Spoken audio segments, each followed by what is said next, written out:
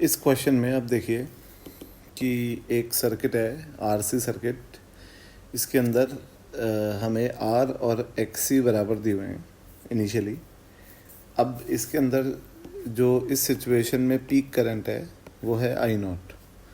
तो आई नॉट जो होगा वो होगा peak voltage V not upon Z. अब देखिए क्योंकि एक्सी और आर बराबर है तो जेड होगा √2r। ठीक है, तो this is the first equation. अब हमने क्या करा कि इस सर्किट की फ्रीक्वेंसी को ओमेगा की जगह ओमेगा/√3 कर दिया बिना सी और आर को चेंज किए। तो देखिए अगर फ्रीक्वेंसी ये हो गई तो जो नया एक्सी आएगा वो आएगा 1/ωc/√3। तो नया एक्सी जो आएगा वो पुराने एक्सी का √3 टाइम्स आएगा। और आर तो वही है, तो जो नया जेड आएगा वो आएगा √r² plus √3 times of XC²। और इनिशियल जो एक्सी था वो आर के बराबर ही था। तो आप ये देखिए कि ये आ जाएगा, ये स्क्वायरिंग हो जाएगी तो ये आ जाएगा 2r। ठीक है, तो ये आप देख सकते हैं कि z नया आ गया 2r। तो जो नया करंट आएगा आई नॉट डैश वो आएगा V0/Z। अब z यहाँ पर जो है वो 2r है। तो जो नया करंट आ रहा है वो पुराना करंट बाय √2 टाइम्स आ रहा है। तो सही ऑप्शन है बी।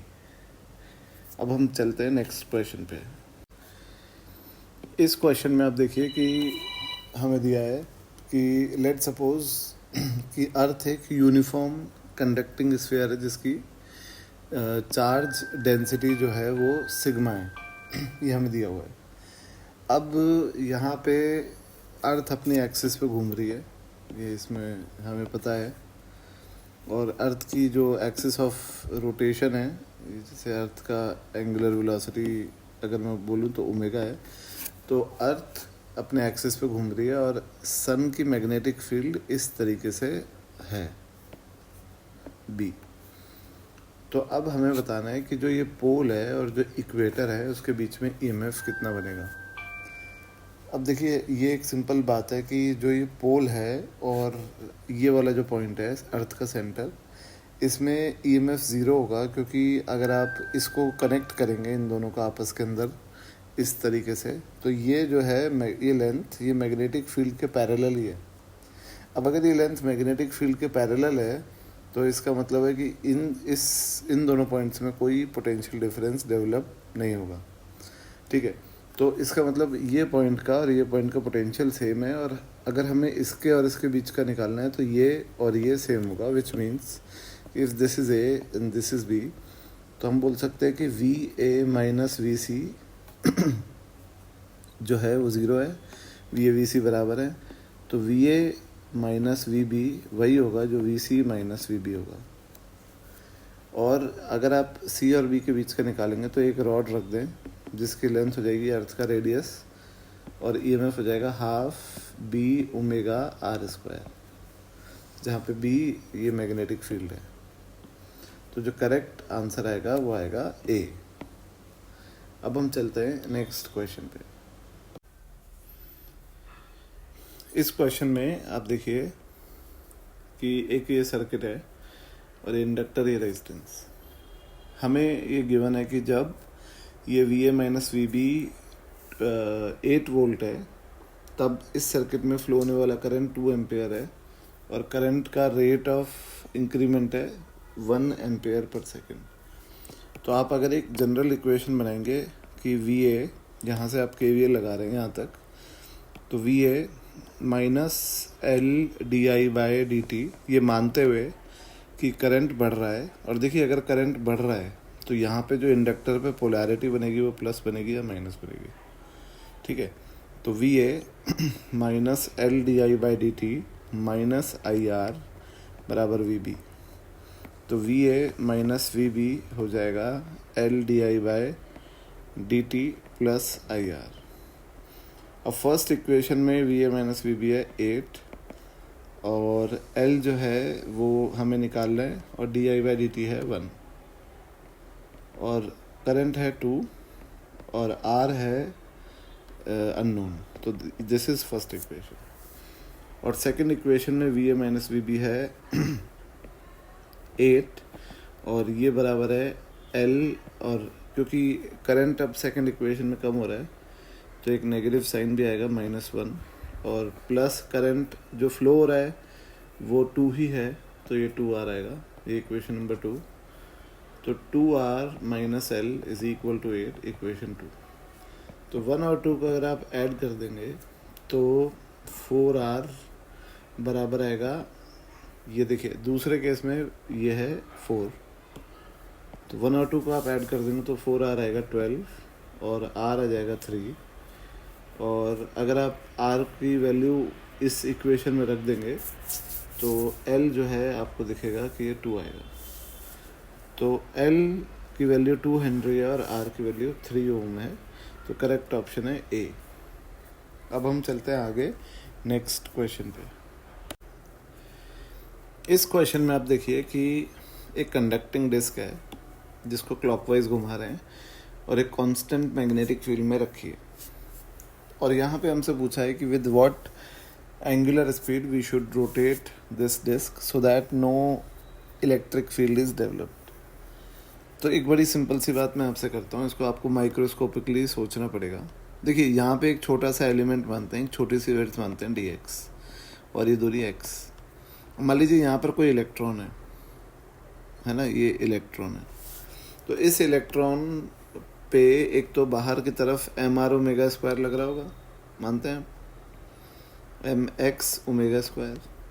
और एक दूसरी बात आप ये गौर कीजिए कि अगर आप फ्लेमिंग्स राइट हैंड रूल से देखेंगे तो यहाँ पे एक ईएमएफ भी बन रहा है, जो ईएमएफ का जो वो है पोलैरिटी वो इस तरीके से है कि आप अपने फ्लेमिंग्स राइट हैंड रूल में अपने फर्स्ट 2 फिंगर्स को ओपन कीजिए परपेंडिकुलर और थंब को परपेंडिकुलर, और फर्स्ट फिंगर को मैग्नेटिक फील्ड की तरफ पॉइंट कीजिए, ये मैग्नेटिक फील्ड की तरफ, और जो आपका सेकंड फिंगर है उसको आप ईएमएफ बताएगी वो, और थंब को आप पॉइंट कीजिए नीचे की तरफ, क्योंकि अगर आप एक ये रॉड मान रहे हैं तो ये रॉड अभी नीचे जा रही है क्योंकि आर ओमेगा नीचे है इसका, और मैग्नेटिक फील्ड अंदर है, और थंब को नीचे पॉइंट कीजिए तो आप देखेंगे कि इसका प्लस यहाँ आ रहा है, इस तरफ प्लस आ रहा है पोलैरिटी और ईएमएफ का, और यहाँ पर आ रहा है माइनस।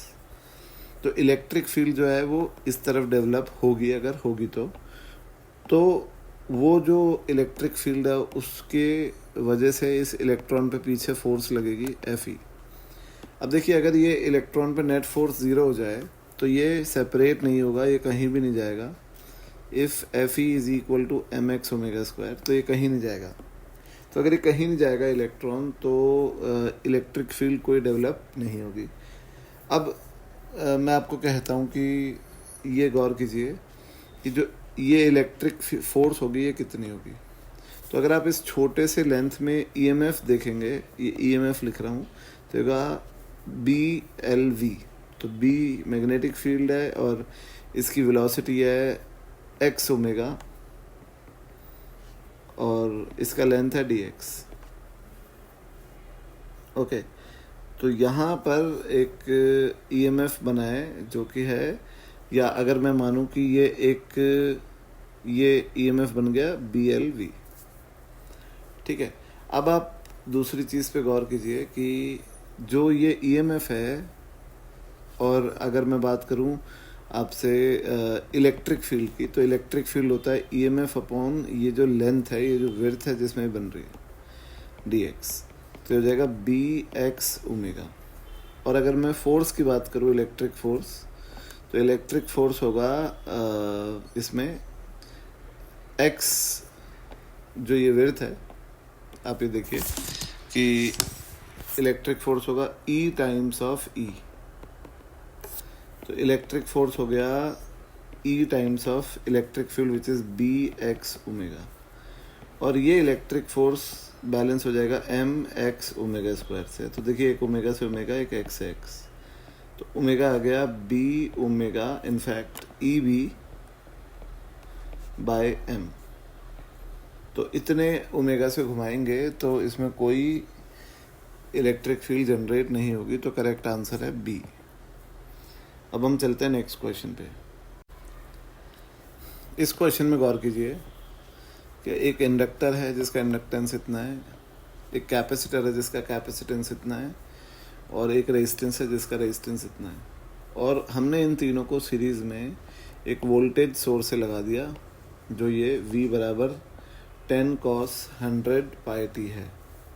तो ओमेगा अगर आप गौर करेंगे तो 100 पाई है, और जो XL होता है वो होता है ओमेगा L, तो XL हो जाएगा 100 pi into L which is 1/100 पाई, तो XL 1 हो गया, और XC हो जाएगा 1/ओमेगा C। तो देखिए 1/ओमेगा, और ओमेगा है 100 पाई, और C जो है वो है 500 पाई, तो ये 5 हो गया। ठीक है, तो अगर आप Z की बात करेंगे तो Z यहाँ पे आएगा under root of XC minus XL का होल स्क्वायर, यानी 4 का होल स्क्वायर प्लस 3 का होल स्क्वायर, तो Z यहाँ आएगा 5। ठीक है, अब आप गौर कीजिए कि अगर पीक वैल्यू ऑफ वोल्टेज देखेंगे तो वो है यहाँ पर 10, और जो करंट का पीक वैल्यू आएगा वो आएगा V0/Z, यानी हो जाएगा 10/5, यानी 2 एम्पेयर। ठीक है, अब हमें जो बताना है वो हमें बताना है कि A और B का पोटेंशियल डिफरेंस क्या होगा। तो इसके लिए आपको देखिए फेज़र डायग्राम बनाना पड़ेगा। तो अगर मैं एक फेज़र डायग्राम बनाऊं और करंट को X पे इसलिए बैठा दूं क्योंकि करंट तीनों के लिए सेम है, क्योंकि ये सर्किट सीरीज सर्किट है, तो ये VR होगा, और ये होगा VL, और ये होगा VC। ठीक है, तो अब आप देखिए क्योंकि यहाँ पर डोमिनेट कर रहा है XC, तो VC बड़ा होगा, तो इसीलिए नेट वोल्टेज जो आएगा वो आएगा नीचे की तरफ VC माइनस VL, और इसीलिए रिजल्टेंट इन दोनों का इस तरफ आएगा। ठीक है, अब आप ये एंगल देखिए, ये एंगल थीटा, तो लेट्स सपोज tan थीटा हमें दिया है, तो tan थीटा होगा यहाँ पर VC minus VL by VR। तो अगर मैं VC को लिखूँगा तो मैं लिखूँगा IXC, VL को लिखूँगा तो IXL, और VR को लिखूँगा तो IR। तो I से I सारे कैंसिल, और tan थीटा हो जाएगा XC minus XL by R। अब आप ये गौर कीजिए कि जो XC की वैल्यू है वो है 5, XL की 1, तो 5 माइनस 1 बाय R की वैल्यू 3, तो ये 4/3 आ रहा है, तो थीटा 53 डिग्री आ रहा है। अब हमसे पूछा है कि A और B के अक्रॉस पोटेंशियल क्या होगा। तो AB के अक्रॉस, अब देखिए इंडक्टर और कैपेसिटर है, तो इंडक्टर और कैपेसिटर का नेट वोल्टेज ये है, तो एक्चुअली VC माइनस VL ही VA माइनस VB है, और रिजल्टेंट वोल्टेज ये है। तो ये एंगल अगर 53 है तो ये एंगल 37 है, और आप ये गौर कीजिए कि जो रिजल्टेंट वोल्टेज है उससे 37 डिग्री पीछे है ये VA माइनस VB, और VA माइनस VB का जो पीक वैल्यू है ये होगा करंट का पीक वैल्यू इनटू जो ये इंडक्टेंस है नेट, तो XL minus XC inductance, XC minus XL लिख देता हूँ। तो जो I0 है, I0 की वैल्यू हमने निकाली थी 2, और XL माइनस XC है 4, तो ये 8 आएगा। तो देखिए इसका पीक वैल्यू 8 है, और ये नेट वोल्टेज से 37 डिग्री पीछे है, तो नेट वोल्टेज में कॉस की टर्म है, तो इससे 37 डिग्री पीछे ये वाली टर्म है, और पीक वोल्टेज 8 है, तो करेक्ट आंसर है C। अब हम चलते हैं नेक्स्ट क्वेश्चन पे। इस क्वेश्चन में हमें बोला गया है कि इस सर्किट में जो करंट है वो जो वोल्टेज है उसके साथ सेम फेज में है, विच मीन्स कि यहाँ रेजोनेंस कंडीशन है, और रेजोनेंस कंडीशन में जो ओमेगा होता है वो होता है अंडर रूट 1/√LC, और F होता है 1/2 पाई रूट LC। ठीक है, और यहाँ पर हम ये भी जानते हैं कि रेजोनेंस कंडीशन के अंदर जो सारा वोल्टेज होता है वो रेजिस्टेंस पे हो जाता है, तो ये पूरा वोल्टेज VI इस पे आ जाएगा, तो जो करंट फ्लो हो रहा होगा वो होगा VI/R। तो करेक्ट ऑप्शन है A। अब हम चलते हैं नेक्स्ट क्वेश्चन पे। इस क्वेश्चन में आप देखिए कि एक शहर है, एक टाउन है जो कि 20 किलोमीटर दूर पावर हाउस से है और उस टाउन तक पावर हाउस इलेक्ट्रिसिटी पहुंचा रहा है। अब उस टाउन को 600 किलोवाट की इलेक्ट्रिसिटी की रिक्वायरमेंट होती है और उस टाउन में एक ट्रांसफार्मर लगा है जिसकी रेटिंग ये है, ये उस टाउन को इलेक्ट्रिसिटी दे रहा है। इस ट्रांसफार्मर तक जो इलेक्ट्रिसिटी है वो ट्रांसमिशन लाइन से आ रही है जो कि पावर प्लांट से ट्रांसफार्मर को जोड़ती है और इस लाइन का पर किलोमीटर रेजिस्टेंस ये है और 20 किलोमीटर की डिस्टेंस है। तो आप ये गौर कीजिए कि क्योंकि ट्रांसमिशन लाइन टू वे होती है, एक तो लाइव वायर होता है जो इलेक्ट्रिसिटी ले जाता है और एक न्यूट्रल वायर होता है। तो जब आप रेजिस्टेंस निकालेंगे ट्रांसमिशन लाइन का तो आप 20 किलोमीटर को 0.8 से मल्टीप्लाई करेंगे क्योंकि टू वे लाइन है, तो ये 16 ओम्स आएगा। ठीक है, अब दूसरी बात, जो इनपुट वोल्टेज है ट्रांसफार्मर का वो 3000 है और हमको यही मानना पड़ेगा कि ट्रांसफार्मर में कोई लॉस नहीं हो रहा। तो जो इनपुट पावर है और जो आउटपुट पावर है बराबर है, यानी 6 × 10⁵। तो जो करंट होगा वो होगा पावर अपॉन वोल्टेज और पावर है 6 × 10⁵ और वोल्टेज है 3000। तो आप ये गौर कीजिए कि ये आ रहा है 200। अब जो पावर लॉस होगा ट्रांसमिशन लाइन में वो होगा I² × R और ये जाएगा 40,000 × R विच इज़ 16, तो हो जाएगा 640 किलोवाट। तो ये पावर लॉस हो रहा है और इस लॉस को कॉम्पनसेट करने के लिए वो जो पावर हाउस है उसको टोटल 1240 किलोवाट की बिजली भेजनी पड़ेगी क्योंकि इतना तो रास्ते में लॉस हो जाएगा और बची हुई 600 किलोवाट वो शहर को मिल जाएगी। तो जो करेक्ट आंसर है इसका है ए और सी। अब हम चलते हैं नेक्स्ट क्वेश्चन पे। देखिए कि ये DCLR सर्किट है और इसको एक हमने 2 वोल्ट की EMF के सेल से लगाया है। अब किसी भी वक्त अगर अपन एनर्जी की बात करें जो इंडक्टर में स्टोर्ड होती है मैग्नेटिक एनर्जी, तो वो ½ Li² होती है और अगर इसका रेट निकालें du/dt से तो आएगा ½ × L × 2I di/dt। तो देखिए 2 से 2 कैंसिल हो जाएगा और ये Li di/dt हो जाएगा। अब आप ये जानते हैं कि ये रेट को ये रेट को हमको मैक्सिमाइज करना है। ठीक है, तो सबसे पहले करंट की बात करते हैं। तो जो करंट होगा इस सर्किट में वो होता है E/R। मैं अगर करंट की इक्वेशन लिखूं तो होता है E/R, E जहाँ पे EMF है × 1। देखिए आपको पता है कि इंडक्टर में जो करंट है वो ग्रो करता है, तो 1 - e⁻t/τ where tau is L/R। तो यहाँ से एक तो I ये आ गया, तो I आएगा 2/R 1 है, 1 - e⁻t/τ। अब देखिए टाउ जो होगा वो L/R होगा और यहाँ L/R आप देखिए 1 है तो ये 1 हो जाएगा। तो I होगा 2 × 1 - e⁻t। अब di/dt आप देखिए, di/dt 2 का 0 और देखिए ये हो जाएगा -2 और -1 और नीचे आएगा तो ये प्लस हो जाएगा और e की पावर इसका -t ही रहेगा। तो अगर आप ये वैल्यूज़ यहाँ पे सब्स्टिट्यूट कर दे तो ये रेट आएगा L जो कि 1 है × I। अब I की वैल्यू 2 × 1 - e⁻t है और di/dt है 2 × e⁻t।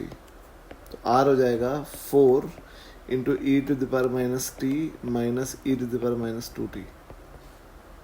अब हमें इस रेट को मैक्सिमाइज करना है, ठीक है ना। तो आप देखिए कि हमें मैक्सिमा मिनिमा यूज़ करना पड़ेगा और dr/dt को 0 करना पड़ेगा। अब आप यहाँ से dr/dt निकालिए तो ये dr/dt आएगा एक तो 4 और इसका आप करेंगे तो इसका होएगा -e⁻t और इसे आप करेंगे डिफरेंशिएट तो होएगा +2 e to the power minus 2t, ठीक है, और ये हमें करना है 0। तो 2 e to the power minus 2t बराबर होगा e to the power minus t, तो होगा 2 upon e to the power t का whole square is equal to 1 upon e to the power t. तो आप गौर कीजिए कि इससे ये कैंसिल और e to the power t आ जाएगा 2, ठीक है, तो टी आ जाएगा ln2। तो इस टाइम पे जो रेट है ये मैक्सिमम होगा, और ये मैक्सिमम रेट कितना होगा तो इसको यहाँ रख देंगे हम। तो r मैक्सिमम हो जाएगा, ये देखिए 4, और यहाँ e to the power minus t में e to the power minus ln2,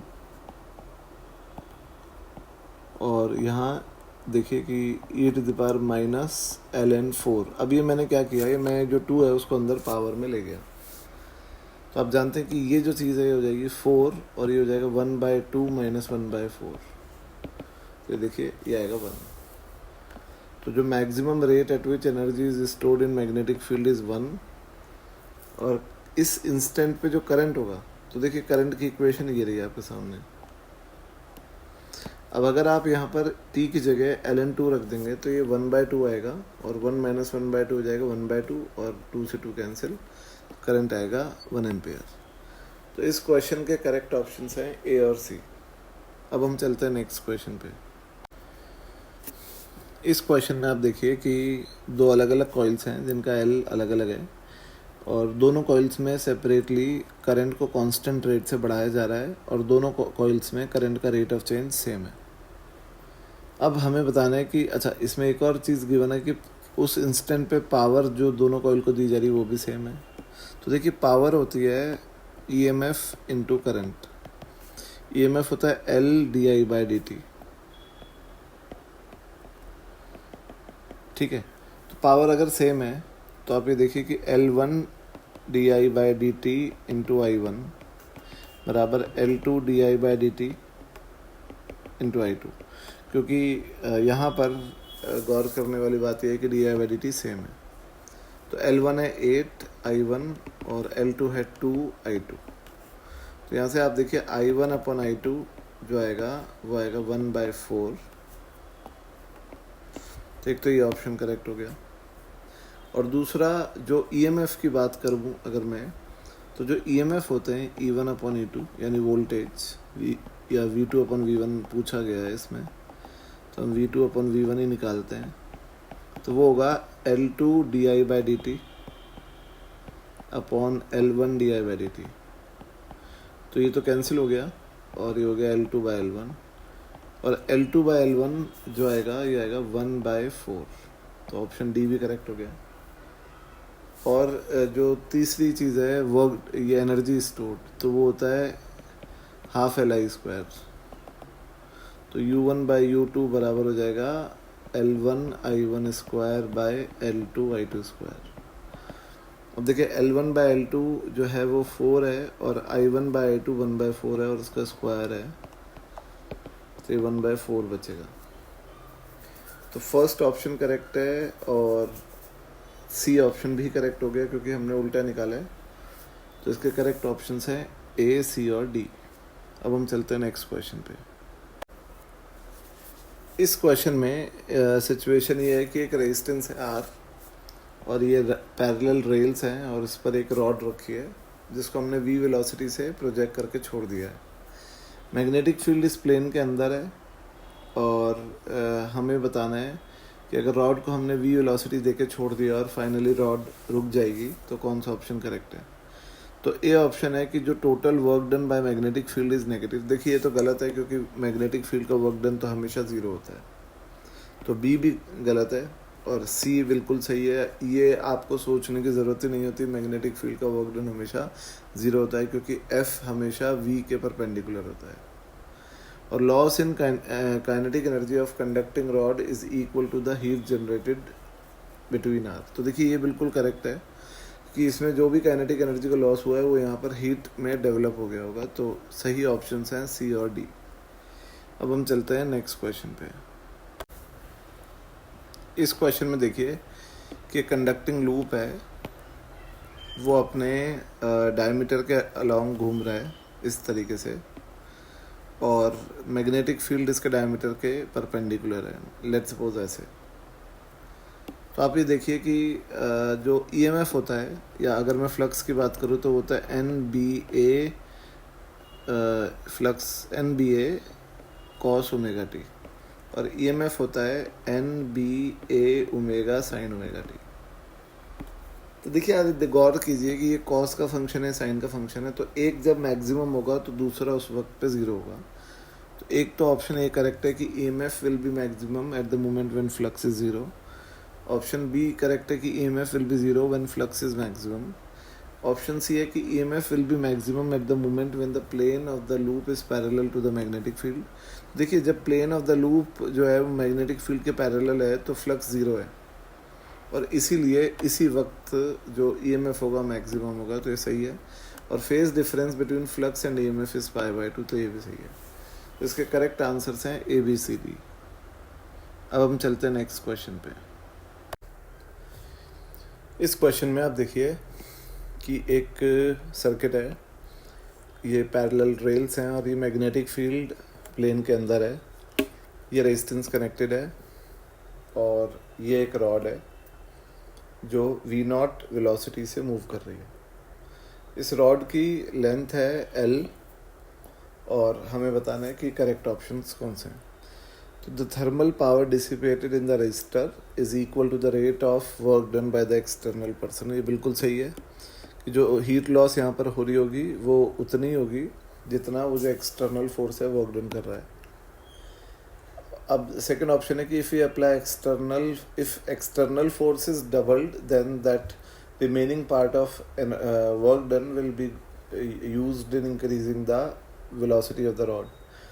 ये भी करेक्ट है, क्योंकि अगर अपन ने एक्सटर्नल फोर्स को डबल कर दिया तो उसका एक पार्ट तो यहाँ जा रहा है रेजिस्टेंस में एज अ हीट लॉस, और कुछ से इंक्रीज हो रही है वेलोसिटी यानी kinetic energy. Lenz law is not satisfied if the rod is accelerated, ये गलत है। लेंज लॉ इन सारे कंडीशंस में सेटिस्फाई होगा। और फोर्थ ऑप्शन है कि रेजिस्टेंस अगर हमने डबल कर दिया तो power required to maintain the constant velocity becomes half. तो पावर होगा EMF E²/R। तो देखिए V तो मेंटेन करना है तो E तो सेम रहेगा, और अगर हमने रेजिस्टेंस को डबल कर दिया तो पावर हाफ हो जाएगी। तो करेक्ट ऑप्शन है A, B और D। अब हम चलते हैं नेक्स्ट क्वेश्चन पे। इस क्वेश्चन में आप देखिए कि एक स्पाइरल है,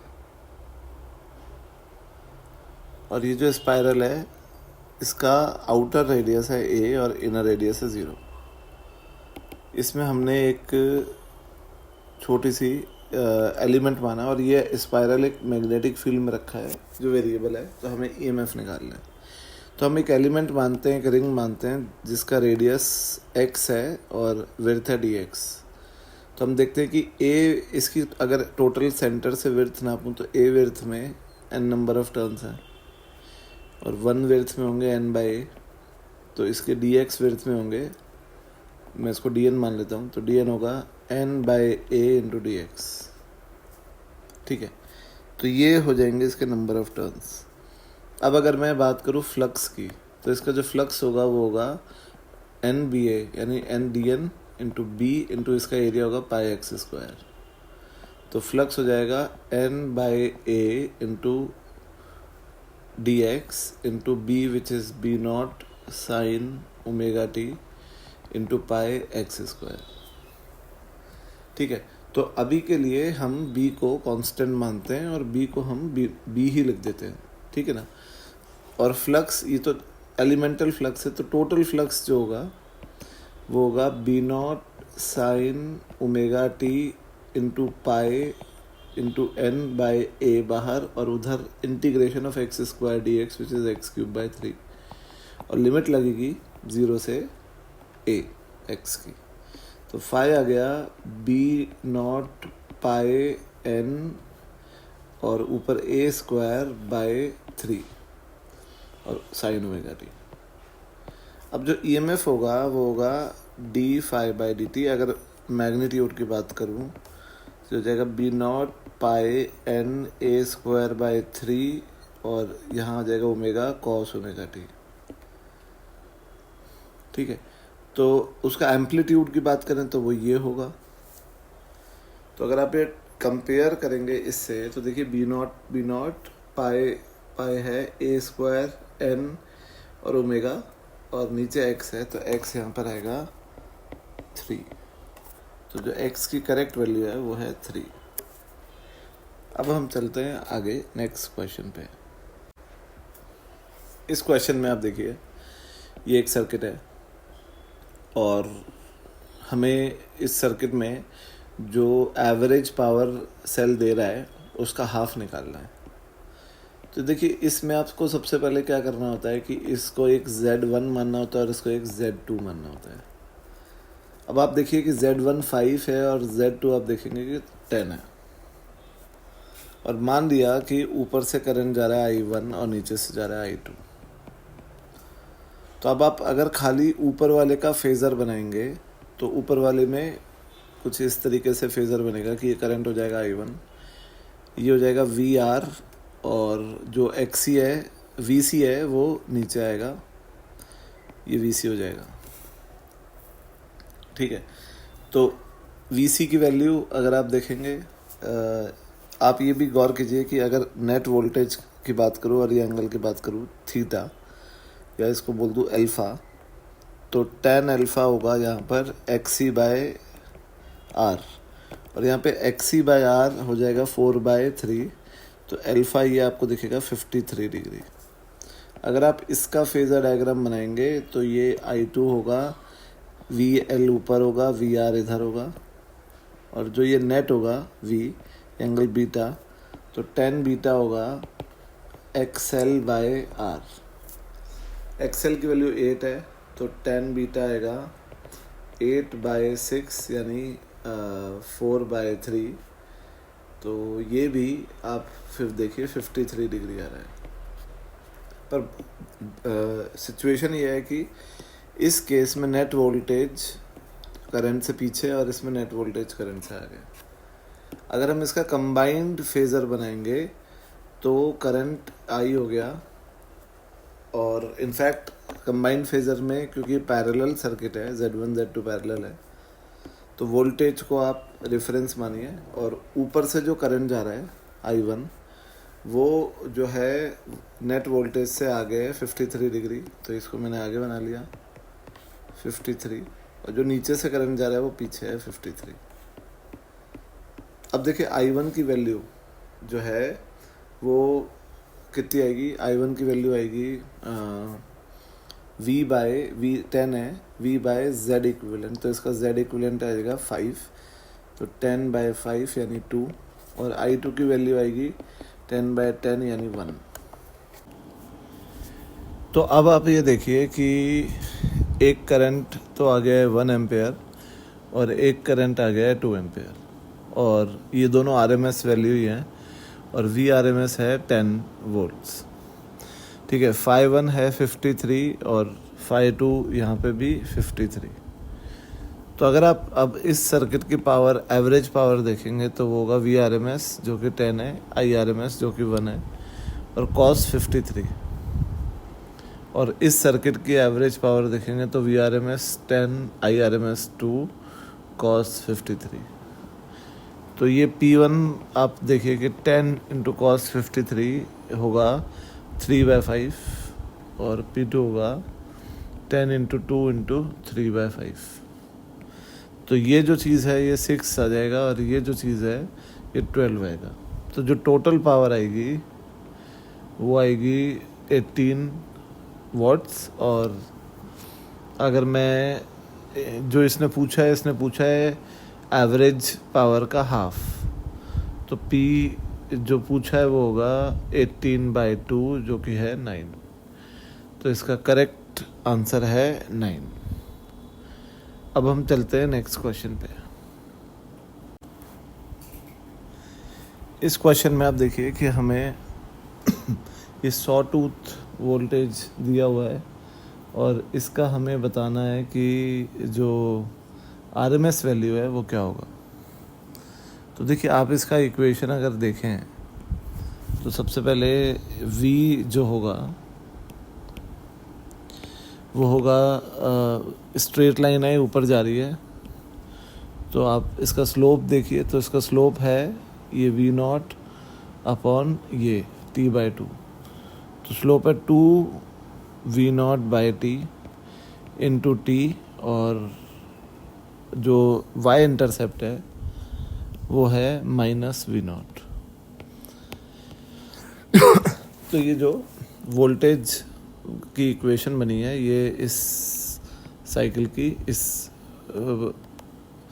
ग्राफ की इक्वेशन है। और अब देखिए कि ये t टाइम बाद तो रिपीट ही हो रहा है, तो जो RMS वैल्यू 0 से 2t में आएगी वही 0 से t में आएगी।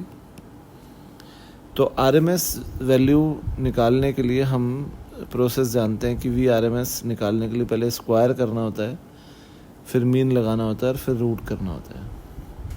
तो ये होगा v² dt, और मीन निकालने के लिए इसको t की रेंज से डिवाइड करना पड़ेगा और रूट लगाना पड़ेगा।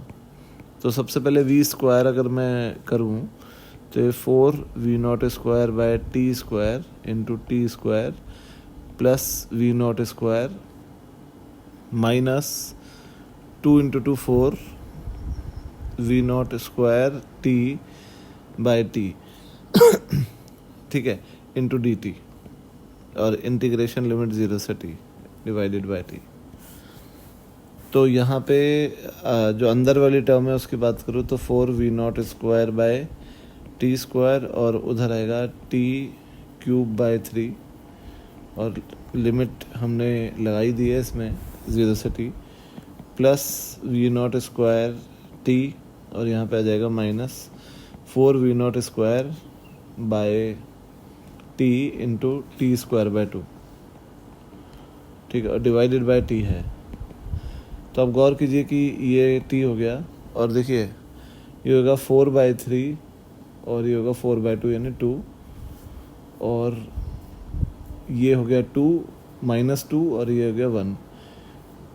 तो ये इक्वेशन बनेगी 4/3 -1। तो 4/3 -1 यानी 1/3, तो ये होगा 1/3 v0², और t से t मैंने कैंसिल कर दिया, और अंत में इसका रूट लगाना है, तो v0/√3 हो जाएगा। तो जो x की वैल्यू आएगी वो आएगी 3। अब हम चलते हैं नेक्स्ट क्वेश्चन पे। इस क्वेश्चन में आप ये देखिए कि एक स्क्वायर मेटालिक लूप है जिसकी साइड है L, और एक इन्फिनाइटली लॉन्ग वायर है जिसमें करंट I फ्लो हो रहा है। इस लूप को इस तरफ हम लेके जा रहे हैं विद सम वेलोसिटी v, और हमें बताना है कि जब ये लूप का ये डिस्टेंस 2L होगा तब इसमें EMF कितना बनेगा। तो देखिए आप बड़े एक सिंपल बात को समझिए कि यहाँ पे मान लीजिए A B C D 4 sides हैं, तो आप देखिए A B में और C D में EMF 0 होगा, क्योंकि ये जो साइड्स हैं ये इनकी लेंथ वेलोसिटी के पैरेलल है, ठीक है ना। और BLV जब हम लिखते हैं तो B L और V तीनों एक दूसरे के परपेंडिकुलर होने चाहिए। तो अब जो EMF बनेगा वो सिर्फ AD में बनेगा और BC में बनेगा। और अगर आप डायरेक्शन देखेंगे मैग्नेटिक फील्ड की, तो मैग्नेटिक फील्ड अंदर की तरफ है, और AD का motion towards right hand side पे हो रहा है। तो जो इसमें EMF बनेगा उसका पॉजिटिव टर्मिनल ऊपर होगा, नेगेटिव नीचे होगा, और सिमिलरली BC में पॉजिटिव ऊपर होगा, नेगेटिव नीचे होगा। तो लेट्स सपोज ये E1 है और ये EMF E2 है। तो देखिए E1 क्या होगा, E1 होगा BLV। अब AD पे B कितना होगा, तो B होगा μ0 I/2π, ये डिस्टेंस जो है A ये 2L है, तो μ0 I/2π इंटू 2L, और जो लेंथ है इसकी वो L है और वेलोसिटी V है। तो EMF E1 हो गया μ0 IV/4π। और जो EMF E2 है वो होगा BLV अगेन। तो वहाँ पर B जो होगा वो डिस्टेंस आप देखिए 3L है, तो वहाँ पर जो B होगा वो होगा mu naught I by 2 pi into 3L, और L लेंथ है और V वेलोसिटी है। तो E2 होगा म्यू नॉट IV बाय 6 पाई। तो अगर मैं यहाँ पे वो लगाऊँ KVL, या इस लूप में मैं गोल घूम के EMF को देखूँ, तो मैं देखूँगा कि ये प्लस E1 और माइनस E2 है। तो नेट EMF जो होगा वो होगा E1 माइनस E2। तो E नेट होगा mu not IV by pi, और अंदर आएगा 1/4 माइनस 1/6। ठीक है, तो ये देखिए ये आएगा म्यू नॉट IV बाय 12 पाई। तो ये जो x की वैल्यू है ये होगी 12। अब हम चलते हैं आगे नेक्स्ट क्वेश्चन पे। इस क्वेश्चन में आप देखिए कि एक LCR सर्किट है जिसका XL हमें दिया हुआ है 2, XC 8 और R 8, और ये सीरीज़ में कनेक्टेड है तीनों, और एक वोल्टेज सोर्स है, AC वोल्टेज सोर्स जो यहाँ लगा रखा है हमने। अब जो पोटेंशियल डिफरेंस इंस्टेंटेनियसली A और B के अक्रॉस बन रहा है वो जब मेन सोर्स वोल्टेज का आधा होगा जिस इंस्टेंट पे, उस इंस्टेंट पे इसकी वैल्यू क्या होगी, है ना। तो देखिए इंस्टेंटेनियस वोल्टेज की बात हो रही है यहाँ पर, और मेन वोल्टेज दिया हुआ है V बराबर 10 cos 100 पाई t। तो अब आप अगर इसका फेज़र डायग्राम बनाएंगे तो आप ये देखिए कि करंट को x एक्सिस पर रखेंगे क्योंकि रेफरेंस करंट को रखेंगे, सीरीज सर्किट है, और जो VL है वो y पे आएगा, VC जो आएगा वो नीचे आएगा, और VR इधर आएगा। ठीक है, अब ये देखिए क्योंकि XC बड़ा है XL से, तो जो VC है, जो ये है नीचे वाला VC, ये VL से बड़ा होगा, और इसीलिए जो इन दोनों का नेट है वो नीचे आएगा VC माइनस VL। ठीक है, तो रिजल्टेंट वोल्टेज ही आएगा, और ये एंगल होगा फाई, तो tan फाई हो जाएगा VC minus VL by VR, तो ये हो जाएगा XC minus XL by R। अब XC माइनस XL आप देखिए कि 8 माइनस 2 बाय R 8 हो गया, तो 6 बाय 8 यानी 3 बाय 4, तो फाई हो गया 37 डिग्री। तो रिजल्टेंट वोल्टेज जो है वो करंट से 37 डिग्री पीछे है, और ये एंगल हो गया 53 डिग्री। तो जो VAB है, VA माइनस VB, ये VC माइनस VL के ही बराबर है क्योंकि A और B इन दोनों के टर्मिनल हैं और VC माइनस VL जो है वो मेन वोल्टेज से 53 डिग्री पीछे है। तो अगर मेन वोल्टेज की इक्वेशन ये है तो VA माइनस VB की इक्वेशन होगी। अब देखिए सबसे पहले VA माइनस VB जो है, अगर मैं इसमें करंट निकालूंगा तो करंट की वैल्यू आप चेक कीजिए। देखिए इम्पीडेंस Z जो आएगा इसका वो आएगा under root XL minus XC का होल स्क्वायर या XC माइनस XL का होल स्क्वायर, यानी 8 माइनस 2 का स्क्वायर यानी 6 का स्क्वायर प्लस 8 का स्क्वायर। तो ये जो टर्म है ये Z10 आएगा, और इसीलिए करंट का जो पीक वैल्यू है वो आएगा 10/10 विच इज़ 1 एम्पेयर, क्योंकि वोल्टेज का पीक वैल्यू 10 है। तो VA माइनस VB का जो पीक वैल्यू आएगा वो आएगा करंट का peak value into XC minus XL, और XC माइनस XL जो है वो 6 है, तो करंट का पीक वैल्यू 1 है, तो ये हो गया 6। तो VA माइनस VB का पीक वैल्यू 6 आएगा। ठीक है, दूसरी बात, अगर मैं देख रहा हूँ कि जो VA माइनस VB है यानी VC माइनस VL, वो मेन वोल्टेज से 53 डिग्री पीछे है और मेन वोल्टेज का फेज़ ये है।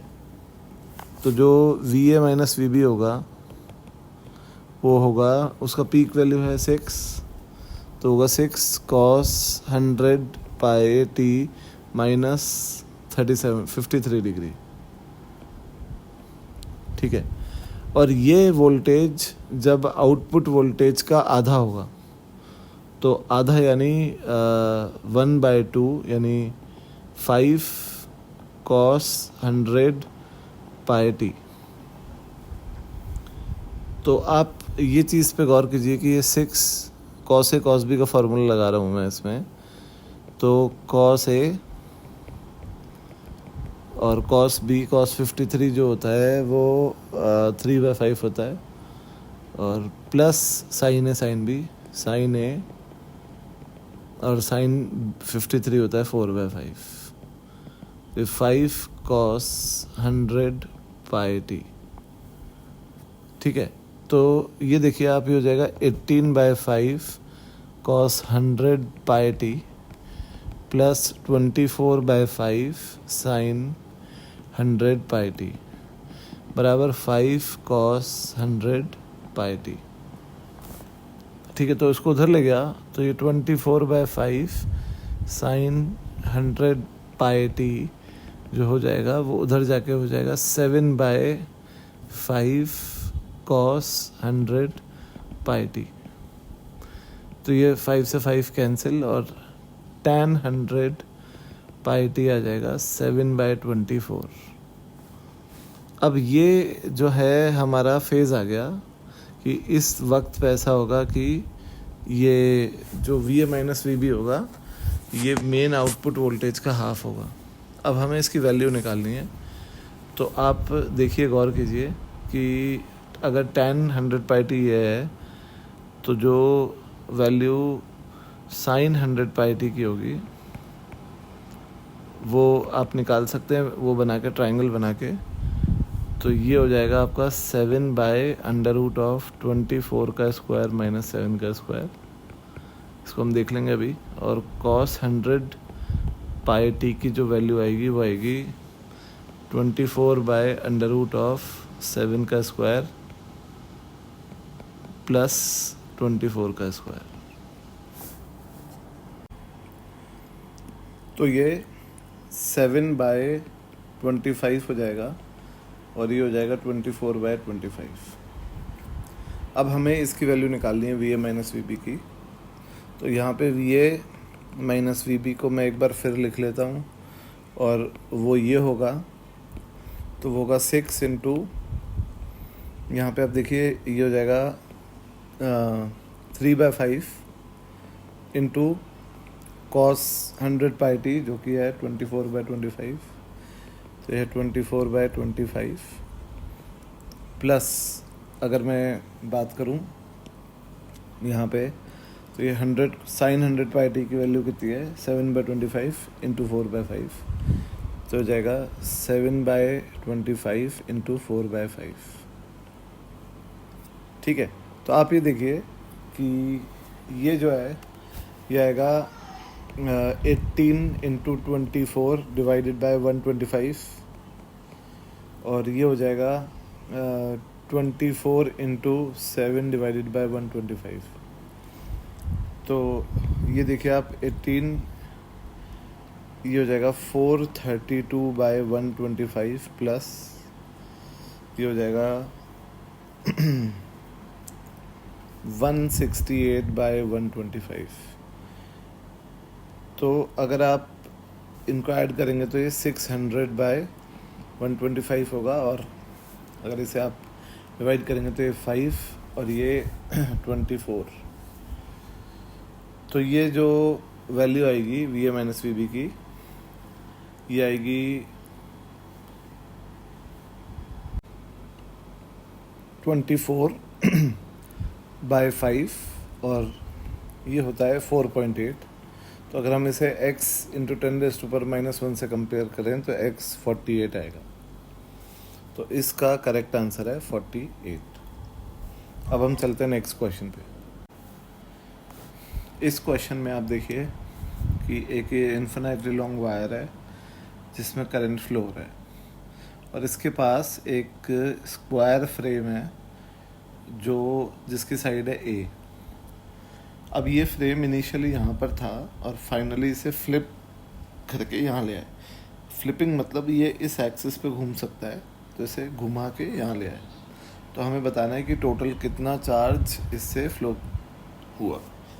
तो देखिए हमें डायरेक्ट फार्मूला पता है कि क्यू फ्लोन जो हम निकालते हैं वो होता है delta phi by resistance R, और आर इसका रेजिस्टेंस हमें दिया हुआ है, ठीक है। इंडक्टेंस भी एल दिया हुआ है। तो अब आप ये गौर कीजिए कि सबसे पहले यहाँ पे फ्लक्स निकालें। तो मान लिया कि ये डिस्टेंस है डी एक्स और ये है ए और ये डिस्टेंस है एक्स। तो ये जो डी फाई होगा इस एलिमेंट का फ्लक्स वो होगा A D x into mu naught I divided by 2 pi x, ठीक है। ये हमने यहाँ का फ्लक्स एलिमेंट का फ्लक्स निकाला और जो फाई होगा वो होगा mu naught I A by 2 pi L N x, integrate कर दिया और लिमिट लगा देता हूँ मैं यहाँ से यहाँ। तो देखिए बी 2a दिया हुआ है, तो 2a से 3a लगा दूंगा लिमिट, 2a से 3a। तो फाई है mu naught I A by 2 pi L N 3/2, ठीक है। अब देखिए ये फाई 1 हो गया। अब फाई 2 अगर निकालूं तो फाई 2 में सिचुएशन सेम है, mu naught I A by 2 पाई और वही एल एन एक्स बनेगा और जो लिमिट है वो लगेगी यहाँ से यहाँ, यानी ये डिस्टेंस ए है और यहाँ से यहाँ 2a, ए से 2a। तो फाई 2 हो जाएगा mu naught I A by 2 pi L N 2।